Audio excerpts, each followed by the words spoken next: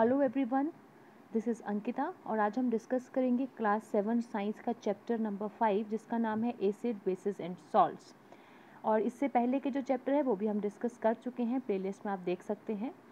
तो अगर हम बात करें एसिड बेसिस और सॉल्ट्स की, तो अगर हम डेली लाइफ की बात करें, हम बहुत से ऐसे सब्सटेंसेस यूज़ करते हैं जैसे कि लेमन हो गया, टेमारिंड हो गया, जैसे इमली, कॉमन सोल्ट जो कि हम खाने में यूज़ करते हैं, शुगर और विनेगर। ये सारी सब्सटेंसेस जो हैं वो हम डेली लाइफ में यूज़ करते हैं। तो क्या सबका टेस्ट जो है वो सेम होता है? बिल्कुल नहीं, सबका टेस्ट जो है वो सेम नहीं होता।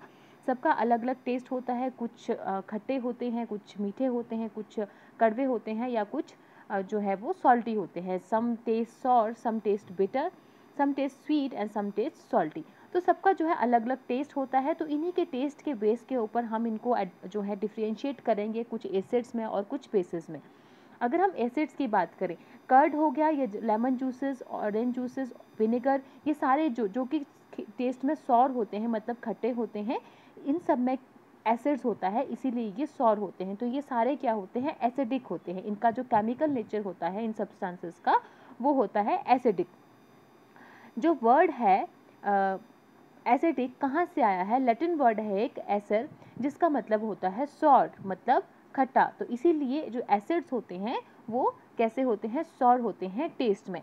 तो जो एसिड्स होते हैं, ये सारे जो हम सब्सटेंसेस जिनकी हमने बात की, जैसे लेमन हो गया, कर्ड हो गया या ऑरेंज हो गया, ये सारे क्या हैं? ये सारे नेचुरल एसिड्स हैं। ठीक है, अब हम बात करेंगे बेसिस की। हमने अभी बात की थी कि कुछ जो सब्सटेंसेस हैं वो सॉर होते हैं और कुछ बिटर होते हैं। अब बेकिंग सोडा की बात करें, बेकिंग सोडा जो है उसका टेस्ट अगर देखें तो वो सॉर होता है। वो सॉर नहीं होता, वो होता है, वो थोड़ा सा कड़वा होता है। ठीक है, और अगर हम उसको जो है थोड़ा सा अपनी उंगलियों में रब करेंगे तो वो हमें साबुन की तरह फील होगा। क्यों? क्योंकि वो बेस है एक। तो ऐसे सब्सटेंसेस जो कि टेस्ट में बिटर होते हैं और जब टच करने पे सोपी से फील होते हैं, साबुन की तरह फील होते हैं, उनको कहा जाता है बेसिस। तो इस तरह के जो सब्सटेंस है उनका जो नेचर होता है दैट इज कॉल्ड बेसिक। ठीक है, तो क्या हम सारे ही सब्सटेंसेस को टेस्ट कर सकते हैं जो भी एग्जिस्ट करते हैं? अब ये तो पॉसिबल है नहीं कि हम सारे सब्सटेंसेस को जो है वो टेस्ट करें। तो हमें कैसे पता चलेगा कि कौन सा सब्सटेंस जो है वो एसिडिक है या बेसिस है? तो उसका पता लगाने के लिए हम यूज़ करते हैं इंडिकेटर्स। इंडिकेटर्स क्या हो करते हैं? जब उसको एसिड सोल्यूशन में, एसिडिक सोल्यूशन में या बेसिक सोल्यूशन में डाला जाएगा तो वो अपना कलर चेंज कर लेते हैं, जिससे हमें पता चलता है कि वो जो सोल्यूशन है जिसको हम टेस्ट कर रहे हैं वो एसिडिक है या बेसिक है। अब कुछ नेचुरल अकरिंग सब्सटेंस भी होते हैं जो इंडिकेटर का काम करते हैं, मतलब वो नेचुरली ही इंडिकेटर का काम कर रहे हैं, हमने उसमें कुछ भी मैनिपुलेट नहीं किया है। जैसे टर्मरिक हो गया, हल्दी, लिटमस हो गया और चाइना रोज पेटल्स हो गया, ये सारे क्या है? नेचुरल अकरिंग सब्सटेंस है। हम बारी बारी से इनके बारे में पढ़ेंगे कि किस तरह से ये एक सब इंडिकेटर की तरह काम करते हैं। उससे पहले हम कुछ एसिड्स और बेसिस के नाम देखेंगे कि वो किस सब्सटेंस में पाए जाते हैं। सबसे पहले है एसिटिक एसिड। एसिटिक एसिड किस में पाया जाता है? विनेगर में। ठीक है, तो इसका मतलब विनेगर का जो केमिकल नेम होता है that is acetic acid. Next है एंड स्टिंग, जो चींटी का डंक होता है उसमें कौन सा एसिड होता है? उसमें होता है फॉर्मिक एसिड। नेक्स्ट है हमारे पास सिट्रस फ्रूट, जैसे ऑरेंजेस हो गए, लेमन्स हो गए, इनमें क्या होता है? Citric acid. उसके आगे आता है कर्ड। कर्ड में होता है लैक्टिक एसिड। और स्पिनच मतलब पालक, उसमें होता है ऑक्सैलिक एसिड। और उसके बाद आ गया आंवला, ये सिट्रस फ्रूट है, इसमें होता है एस्कॉर्बिक एसिड और विटामिन सी होता है। और टैमारिंड और ग्रेप्स और अनराइप मैंगो मतलब कच्चे जो आम होते हैं उनमें क्या होता है? उनमें होता है टार्टरिक एसिड। तो इंपॉर्टेंट है, आप इनको एक बार देख लीजिए। और अगर हम बेसिस की बात करें, बेसिस जैसे लाइम वाटर जो है उसमें कौन सा बेस होता है? Calcium hydroxide. ठीक है, कैल्शियम हाइड्रोक्साइड, जैसे CaOH2, कैल्शियम हाइड्रोक्साइड। और दूसरा है विंडो क्लीनर, जिनसे हम खिड़कियां वगैरह, हमारे पास स्प्रे होता है जो हम खिड़कियों पे लगाते हैं और उस पर कपड़े से साफ करते हैं। जो विंडो क्लीनर होते हैं उनमें होता है अमोनियम हाइड्रोक्साइड। और जो सोप होता है जो हम वेडिंग के लिए या वॉशिंग के लिए यूज़ करते हैं उनमें होता है सोडियम हाइड्रोक्साइड या पोटाशियम हाइड्रोक्साइड। और लास्ट है हमारे पास मिल्क ऑफ मैग्नीशिया, जिसमें होता है मैग्नीशियम हाइड्रोक्साइड। Magnesium hydroxide. तो ये सारे क्या है? ये सारे जो है बेसिस का काम करते हैं। अब हम थोड़ा सा इंडिकेटर्स की बात करें, हमने अभी डिस्कस किया था कि कुछ नेचुरल इंडिकेटर्स होते हैं। सबसे पहले आता है लिटमस। लिटमस किससे मिलता है? ये हमें मिलता है लाइकन से। लाइकन क्या होता है? ऐसे पौधे होते हैं, स्मॉल ग्रे और येलो कलर के प्लांट्स होते हैं, जो कि सरफेस जो हमारे पास रॉक्स होती हैं उनके सरफेस के ऊपर स्प्रेड करते हैं, या हिंदी में अगर हम बात करें हम इसको काई भी कहते हैं। जैसे बारिश का जो मौसम होता है तब ये बहुत ज़्यादा ग्रो करती है और स्प्रेड करती है, कहीं पे भी, दीवारों पे भी या चट्टानों पे एकदम फैली होती है। इसके कोई पत्ते नहीं होते, कोई फ्लावर्स नहीं होते इनके, ठीक है, ग्रे और येलो कलर की होती है। तो इनसे जो है ये जो लिटमस है वो एक्सट्रैक्ट किया जाता है। जो लिटमस है वो पर्पल कलर का होता है इन डिस्टिल्ड वाटर। डिस्टिल्ड वाटर क्या होता है? एक तरह से एक जो प्यूरिफाइड वाटर है उसको ही डिस्टिल्ड वाटर कहते हैं। कैसे ये बनाया जाता है? पानी को क्या करेंगे? बॉयल करेंगे। अब जो पानी जो बॉयल होगा, जो इवेपोरेट होगा, उस पानी को हम दूसरे कंटेनर में कंडेंस कर लेंगे। मतलब उसको जो है दूसरे कंटेनर में कंडेंस कर लेंगे ताकि जो इम्प्योरिटीज़ हैं वो नीचे रह जाएं और सिर्फ पानी की एक प्योरेस्ट फॉर्म हम जिसको बोल सकते हैं वो ही इवेपोरेट करके जो है हमारे पास बचे। तो डिस्टिल्ड वाटर में इसका कलर कैसा होता है? पर्पल कलर होता है, ठीक है। अब ये क्या करता है? जो लिटमस होता है, जब हम उसको एसिडिक सोल्यूशन में डालते हैं तो ये रेड कलर का हो जाता है, और जब हम बेसिक सोल्यूशन में डालते हैं तो ये ब्लू कलर का हो जाता है। वैसे तो ये सॉल्यूशन की फॉर्म में होता है, मतलब हम अगर लिटमस को जो है एसिड किसी सॉल्यूशन में डालेंगे, हमें पता करना है कि ये सब्सटेंस एसिडिक है या बेसिक है। हम क्या करेंगे? जब उसको उस सॉल्यूशन में डालेंगे तो अगर उसका जो सब्सटेंस है उसका कलर जो है, सॉल्यूशन का कलर अगर रेड हो जाता है तो हमें पता चल जाएगा कि ये एसिडिक सॉल्यूशन है, और अगर उस सॉल्यूशन का कलर ब्लू हो जाएगा तो हमें पता चल जाएगा कि ये बेसिक सॉल्यूशन है। और ये स्ट्रिप्स की फॉर्म में भी अवेलेबल होता है, रेड और ब्लू कलर की स्ट्रिप्स होती हैं। तो अगर हम एसिड के साथ इसका एक्सपेरिमेंट कर रहे हैं तो एसिड के साथ क्या होगा? रेड कलर की स्ट्रिप पे कोई कलर चेंज नहीं होगा, और ब्लू कलर की स्ट्रिप पे क्या होगा? ब्लू जो है वो रेड कलर में बदल जाएगा, क्योंकि जो एसिड्स होते हैं वो लिटमस का कलर जो है वो रेड में चेंज कर देते हैं, और जो बेसिस होते हैं वो लिटमस का कलर ब्लू में चेंज कर देते हैं, ठीक है। तो ये था हमारे पास लिटमस के बारे में। आगे थोड़ा सा एक्टिविटीज़ बताई हुई हैं कि किस तरह से हम लिटमस के साथ जो है वो अलग अलग सब्सटेंसेस के साथ एक्टिविटीज़ कर सकते हैं, चाहे वो एसिड्स हों फिर चाहे वो बेसिस हों। आगे हम बात करेंगे टर्मरिक जो है वो किस तरह से नेचुरल इंडिकेटर का काम करता है। टर्मरिक मतलब हल्दी। हल्दी जो है वो भी नेचुरल इंडिकेटर की तरह काम करता है। जो टर्मरिक है उसका हम पेस्ट बनाएंगे, ठीक है। अब जब हम उसको बेसिस में डालते हैं तो उसका जो है कलर कैसे चेंज होता है? वो रेड कलर का हो जाता है। जब टर्मरिक जो है वो बेसिस के कांटेक्ट में आती है तो वो रेड कलर में चेंज हो जाती है, और जब एसिड्स के कांटेक्ट में आती है तब वो अपना कलर चेंज नहीं करती है। तो इस तरह से हम जो है टर्मरिक का यूज़ करके पता कर सकते हैं कि कोई सोल्यूशन जो है वो एसिड है या बेस है। नेक्स्ट आता है हमारे पास चाइना रोज। चाइना रोज भी एक इंडिकेटर की तरह काम करता है। चाइना रोज की पेटल्स को लेके, पेटल्स मतलब उसकी पंखुड़ियों को लेके उनको पानी में उबाला जाता है, ठीक है। अब एक सोल्यूशन तैयार कर लिया जाता है, जैसे आप यहाँ पे देख सकते हैं चाइना रोज से एक सोल्यूशन तैयार किया हुआ है। अब इस सोल्यूशन को जो सोल्यूशन जो है जब उसको एसिड्स में डालते हैं तब क्या होता है?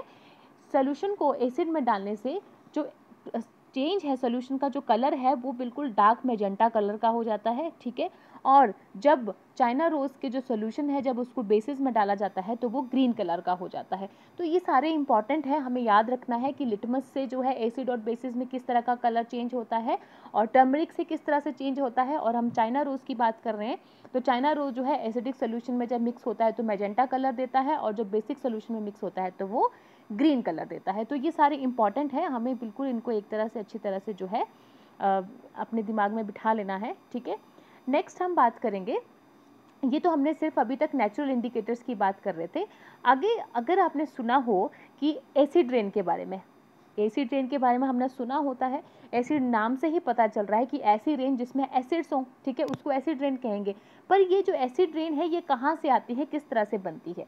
अब जैसी जो फैक्ट्रीज होती हैं, इंडस्ट्रीज होती हैं जिनमें से काला धुआं निकलता है, पॉल्यूशन निकलता है, उनमें क्या होता है? कार्बन डाइऑक्साइड होती है, सल्फर डाइऑक्साइड होती है और नाइट्रोजन डाइऑक्साइड होती है। अब ये सारे जो ये सारे जो पानी के साथ मिलते हैं तो क्या करते हैं? ये पानी के साथ डिज़ोल्व होंगे। पानी क्या होता है? उसका फॉर्मूला H2O। पानी के साथ डिज़ोल्व हो जाएंगे और कार्बन डाइऑक्साइड से क्या बन जाएगा? कार्बन डाइऑक्साइड से बनेगा कार्बोनिक एसिड। क्या बनेगा? कार्बन डाइऑक्साइड जब पानी के साथ, वाटर के साथ रिएक्ट करेगा तो वो बनाएगा कार्बोनिक एसिड, मतलब H2CO3 कार्बोनिक एसिड। और जब सल्फर डाइऑक्साइड जो है जब वो पानी के साथ वाटर के साथ रिएक्ट करेगा तो वो बनाएगा सल्फ्यूरिक एसिड मतलब H2SO4, ये सारे एसिड्स बनाएंगे। और उसके बाद नाइट्रोजन डाइऑक्साइड, ये पहले बेसिस थे, जैसे ही इन्होंने पानी के साथ रिएक्ट किया इन्होंने एसिड्स बना दिए। नाइट्रोजन डाइऑक्साइड जो है वो जब वाटर के साथ रिएक्ट करेगा तो क्या बनाएगा, वो बनाएगा नाइट्रिक एसिड, नाइट्रिक एसिड मतलब HNO3। तो इस तरह से ये एसिड्स बनाएंगे और ये एसिड जो है बहुत एक तरह से हजार्जियस होते हैं, ये डैमेज करते हैं बिल्डिंग्स को, हिस्टोरिकल मॉन्यूमेंट्स होते हैं, इवन जो प्लांट्स और एनिमल्स हैं उनके लिए भी ये डेंजरस होते हैं। तो अभी तक जो है हमने डिस्कस किया इंडिकेटर्स, डिस्कस किए नेचुरल अकरिंग इंडिकेटर्स। अब हम बात करेंगे न्यूट्रलाइजेशन की। न्यूट्रलाइजेशन क्या होती है? हमने देखा कि एसिड जो है वो ब्लू लिटमस को रेड में चेंज कर देते हैं और जो बेसिस हैं वो रेड लिटमस को ब्लू में चेंज कर देते हैं। पर अगर हम एसिड और बेस दोनों को ही मिक्स कर दें तो क्या होगा, तो होगी न्यूट्रलाइजेशन। पर इसको चेक करने के लिए हम एक अलग तरह का इंडिकेटर लेंगे जिसका नाम है फिनोल्फिथिलीन। ये भी एक इंडिकेटर है, एसिड और बेसिस के लिए यूज होता है। ठीक है, तो अब हम एक एक्टिविटी से समझेंगे। हमने क्या किया, एक जो टेस्ट ट्यूब ली उसमें क्या किया, हमने एक एसिड ले लिया। एसिड जो है आप मान लीजिए कोई एक नाम ले लीजिए एसिड का। ठीक है, हमने क्या किया, हमने क्या किया, एक टेस्ट ट्यूब में जो है हाइड्रोक्लोरिक एसिड ले लिया। हाइड्रोक्लोरिक एसिड, ठीक है, डाइल्यूट हाइड्रोक्लोरिक एसिड की अगर हम बात करें HCl। ठीक है, हमने क्या किया, इस टेस्ट ट्यूब में जो है वो डाइल्यूट हाइड्रोक्लोरिक एसिड ले लिया और उसमें क्या मिक्स किया हमने उसमें मिक्स किया फिनोल्फिथिलीन जो कि एक इंडिकेटर है। ठीक है, अब उसके बाद क्या करेंगे, हम इसमें बेस ऐड करेंगे। हम देखेंगे कि इसके कलर में चेंज हुआ कि नहीं हुआ, कोई कलर चेंज नहीं होगा। उसके बाद हम इसमें डालेंगे सोडियम हाइड्रोक्साइड। ठीक है, जब हम सोडियम हाइड्रोक्साइड डालेंगे तो क्या होगा, सोडियम हाइड्रोक्साइड NaOH जो कि एक बेस है। ठीक है, जब हम सोडियम हाइड्रोक्साइड डालेंगे तो हम देखेंगे कि जो सोल्यूशन है उसका कलर चेंज हो जाएगा और पिंक हो जाएगा। ठीक है, उसके बाद हम फिर से जब डाइल्यूट सल्फ्यूरिक एसिड जो कि एसिड है जब हम इसमें डालेंगे तो क्या होगा, ये फिर से कलरलेस हो जाएगा। ठीक है, और उसके बाद फिर से अगर बेस डालेंगे तो फिर से पिंक हो जाएगा। तो मतलब जब हम एसिड डाल रहे हैं तो वो कलरलेस हो रहा है और जब हम बेस डाल रहे हैं तब वो पिंक कलर का हो रहा है। तो दूसरी बात, जब हम पिंक कलर में जो है बेस डालते हैं तो वो कलरलेस हो जाता है। इसका मतलब जो एसिड है वो बेस का जो इफेक्ट है उसको ख़त्म कर दे रहा है। ठीक है, उसको जो है उसका जो नेचर है उसको डिस्ट्रॉय कर दे रहा है और जब हम बेस डाल रहे हैं तो वो एसिड का एसिडिक नेचर है उसको डिस्ट्रॉय कर दे रहा है।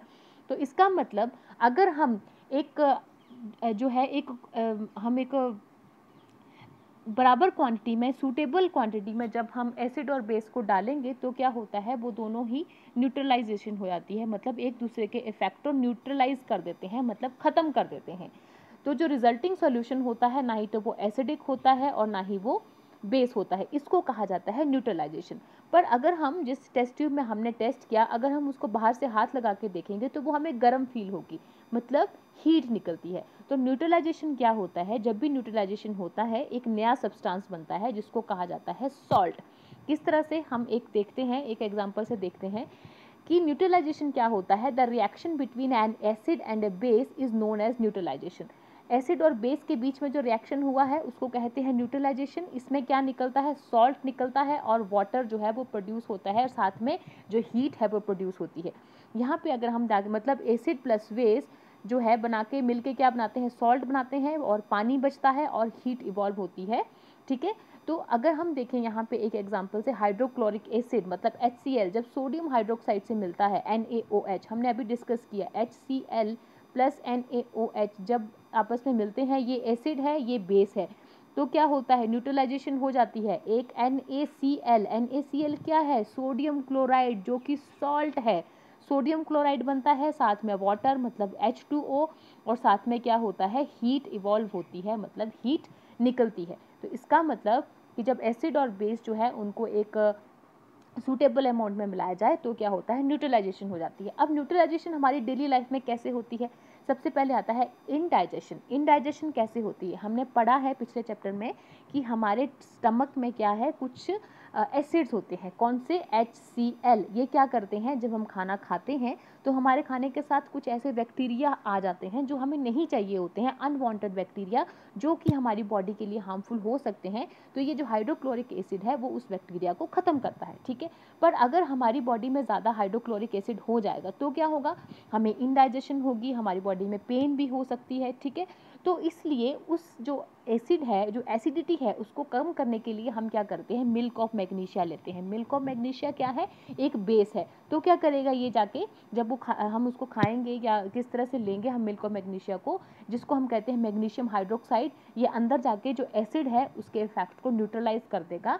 जो एक्सेसिव एसिड है इस तरह से न्यूट्रलाइजेशन हो जाएगी और हमें रिलीफ मिलेगा। दूसरा एग्जाम्पल है एंट वाइट। जब हमें कई बार चींटी काट ले तो जो एंट वाइट होती है उसमें कौन सा एसिड होता है, हमने पीछे पढ़ा था, फॉर्मिक एसिड होता है। तो जब हमारी स्किन में जाता है तो क्या होता है, हमें इरिटेशन होती है। तो इसीलिए उस एसिड का इफेक्ट जो है उसको न्यूट्रलाइज करने के लिए हम बेकिंग सोडा रब करते हैं स्किन के ऊपर। बेकिंग सोडा क्या है, बेस है, जिसको हम कहते हैं सोडियम हाइड्रोजन कार्बोनेट, ठीक है। ये एक बेस है। बेकिंग सोडा का जो नाम होता है, chemical name, that is sodium hydrogen carbonate, ये आप ध्यान में रख लें। तो जब हम बेकिंग सोडा उसके ऊपर रब करेंगे तो क्या होगा, जो एसिड है उसका जो इफेक्ट है वो न्यूट्रलाइज हो जाएगा। या फिर हम कैलामाइन सोल्यूशन भी लगा सकते हैं जिसमें जिंक कार्बोनेट होता है। जिंक कार्बोनेट भी क्या है, एक बेस है। नेक्स्ट है सॉइल ट्रीटमेंट। अब हमें पता है कि अगर हम सॉइल की बात करें, उसमें अगर ज़्यादा एसिड हो जाएंगे या ज़्यादा बेस हो जाएंगे, जब दोनों में से एक चीज़ ज़्यादा हो जाएगी तो प्लांट की ग्रोथ नहीं हो पाएगी। तो अगर ज़्यादा एसिडिक हो जाती है सॉइल तो हम उसमें डालेंगे क्विक लाइम, मतलब कैल्शियम ऑक्साइड, जो कि एक बेस है, या फिर स्लेक्ड लाइम हम डालेंगे जिसको कहते हैं कैल्शियम हाइड्रोक्साइड। और अगर सॉइल जो है ज़्यादा बेसिक हो जाती है तो हम ऑर्गेनिक मैटर डालते हैं। ऑर्गेनिक मैटर जैसे जो भी है, गाय का गोबर हो गया, या किसी भी तरह जो एनिमल वेस्ट होता है, प्लांट वेस्ट होता है, क्योंकि वो क्या होते हैं, वो एसिड रिलीज करते हैं जो कि बेसिक जो नेचर है उसको न्यूट्रलाइज कर देंगे। तो इस तरह से सॉइल का ट्रीटमेंट भी किया जाता है। और लास्ट है हमारे पास फैक्ट्री वेस्ट। हमें पता है फैक्ट्रीज जो है किस तरह के केमिकल्स निकलते हैं, अगर हम उनको वैसे ही अपनी रिवर्स में जाने देंगे तो क्या होगा, जो एक्वेटिक एनिमल हैं, फिश है, टॉर्टॉइस हैं, जो भी रहते हैं पानी में एक्वेटिक एनिमल्स, उनके लिए बहुत ज़्यादा हार्मफुल हो सकते हैं, उनको वो मार सकते हैं। इसीलिए जो फैक्ट्री वेस्ट निकलता है उसको पहले क्या किया जाता है, बेसिक सब्सटेंस आके उसका जो इफेक्ट है वो न्यूट्रलाइज किया जाता है। तो फ्रेंड्स, ये था हमारा चैप्टर। हम नेक्स्ट वीडियो में जो है इसकी एक्सरसाइज को डिटेल में डिस्कस करेंगे। तो आई होप आपको ये वीडियो अच्छी लगी। आपको ये वीडियो अच्छी लगी तो आप मेरे चैनल को सब्सक्राइब कर सकते हैं, लाइक कर सकते हैं, शेयर कर सकते हैं। Thank you so much. मिलते हैं नेक्स्ट वीडियो में इसकी एक्सरसाइज और नेक्स्ट चैप्टर के साथ। Thank you.